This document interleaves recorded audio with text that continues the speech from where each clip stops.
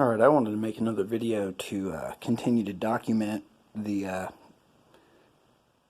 don't know what else to call it other than the transmutations that are going on with this strange Hutchison effect sample.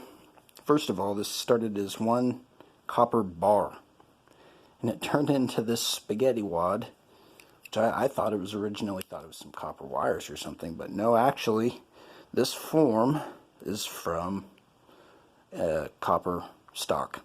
So very strange in itself. It's got wood infused into it, and as you look around, a lot of different metallic colors, a lot of shiny redness, and that was the first thing that originally caught my attention, was this red jimmy shininess that kind of gets black and dark as it rotates, and it shines flashes of red. It's fused into the copper. Now, it's very fortunate that I am friends with a fellow named Bob Holder who found a giant cuprite crystal in the tailing pile in a mine, and it is on display at the Colorado School of Mines Museum. It's about 1.5 inch, giant cuprite crystal, and so it has a very peculiar color, which it's like, look down here, it's black at some angles but red at other angles, and so that's a very distinctive color for a gem, and so being familiar with it, it was pretty easy to recognize, honestly, visually, and considering all the strange things that have happened with these Hutchison effect samples. Cuprite is a mineral that is composed of 2 parts copper and 1 part oxygen, or 2 parts oxygen, 1 part copper, one or the other. Either which way, I can imagine a scenario in which during these experiments, somehow or another, this copper was bonded with the ambient oxygen to make this cuprite.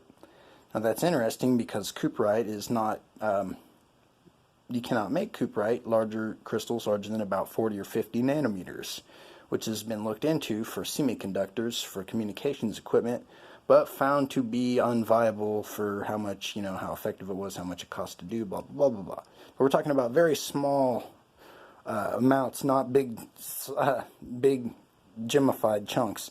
Now here's what happened in the beginning. This thing was shiny, it was all shiny, then it became black and tarnished. I thought it was from handling it or touching it, or maybe that it was being exposed to moisture, and so I put it away for a couple weeks while I went out of town to make sure that it wasn't getting exposed to more moisture. And I don't know how that could be possible anyway, in a sealed case with a bunch of other crystals, but for some reason or another it seemed like it was oxidizing, so I put it away. And I came back in a couple weeks and it was shiny again. And I made a little video at that time, and it's dated to my Google Cloud, if there's ever any dispute about that, where it went from black and tarnished to shiny again on its own. I got a hold of John and I said, "Hey John, interesting situation here. One of these metal samples that I got from you is actually gone back to being shiny again." He goes, "Oh wow, you must have got one of the self-reactive pieces." I'm like, huh, okay, well that's cool.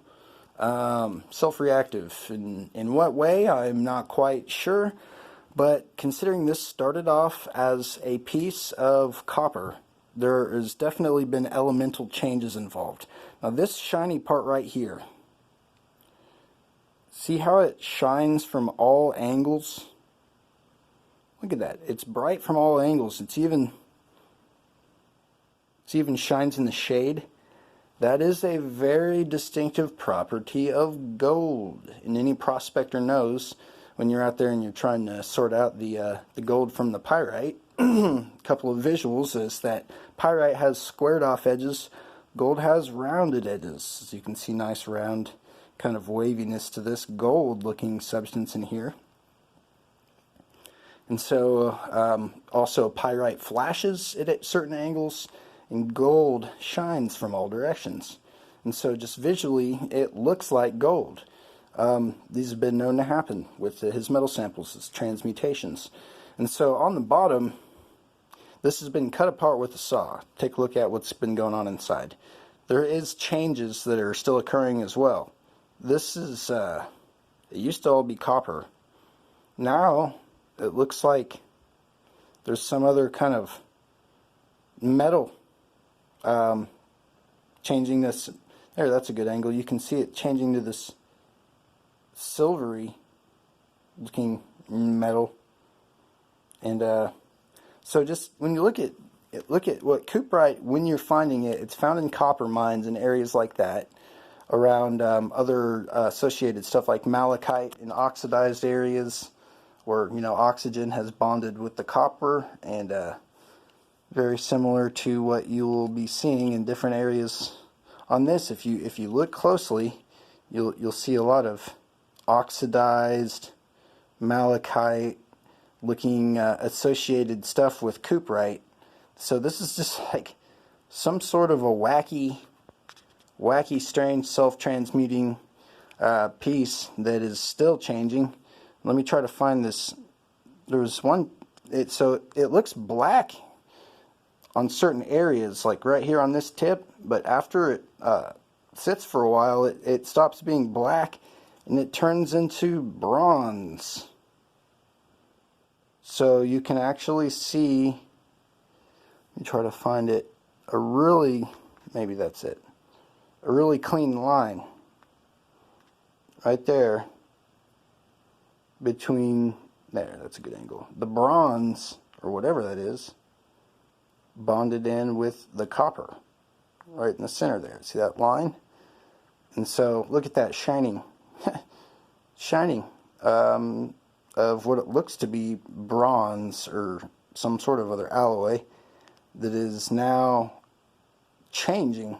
So it is in the middle of changing. It is still changing, and it's been in a case with a whole bunch of different crystals and Hutchison effect samples, and set up in a, you know, kind of an energetic configuration to, you know, just for storage more or less, and it seemed to do something. So would like to keep documenting this to see where this boat goes, because these are some strange alloys that are still changing and oxidizing into puddles of gold and weird, flat out alchemical transmutation, old school.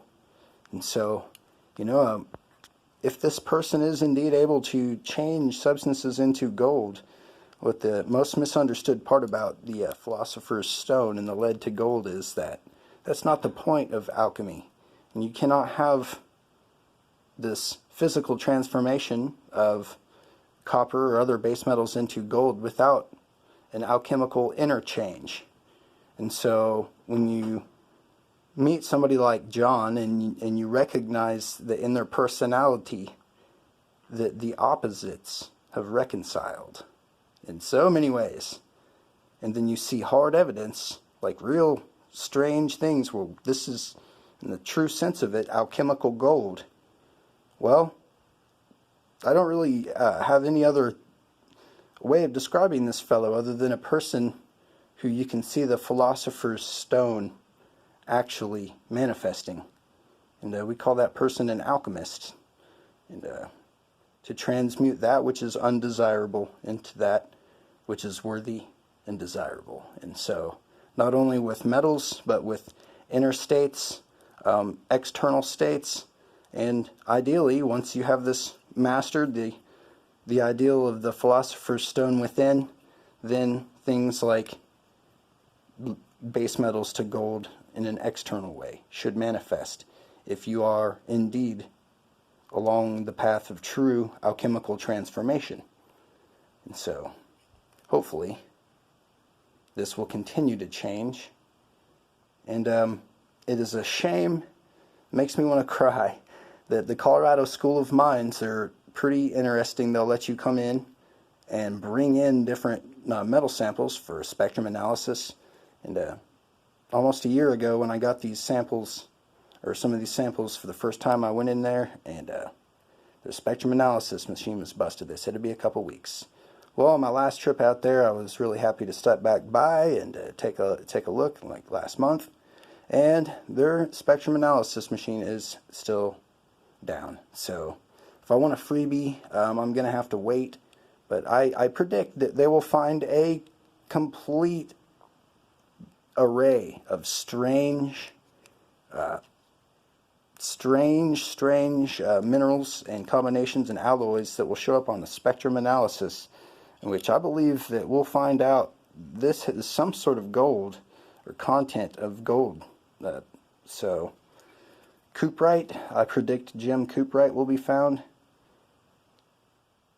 It's really interesting. See how it's red and then it goes back to just, it disappears. Like you can't see it at all. It's kind of one of those transparent metallic situations that's been known to happen with some of his alloys. So flash totally, look at that. Gem red. That's how you know it's cuprite. It's a very gemmy red that's very distinct. It's going from clear, or just not even there at all. It's like metal. And as the light hits it in a different way,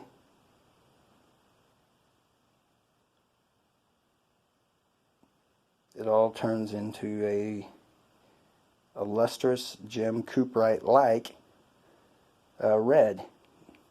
So very interesting. Good hard evidence of strange things, because first of all, this piece of wood in here, you can't cast wood into metal. It would burn up. So that looks really weird. It looks like looks like some weird different rings of strange metals and alloys with a chunk of wood in the middle of it. This is weird. I think it's about the coolest sample I've got. I don't like to judge. This has always been one of my most interesting ones for sure. So I'm looking forward to seeing what kind of actual elemental changes have occurred here. But until then, I'll just continue to video document this alchemical transmutation of this Hutchison effect metal sample.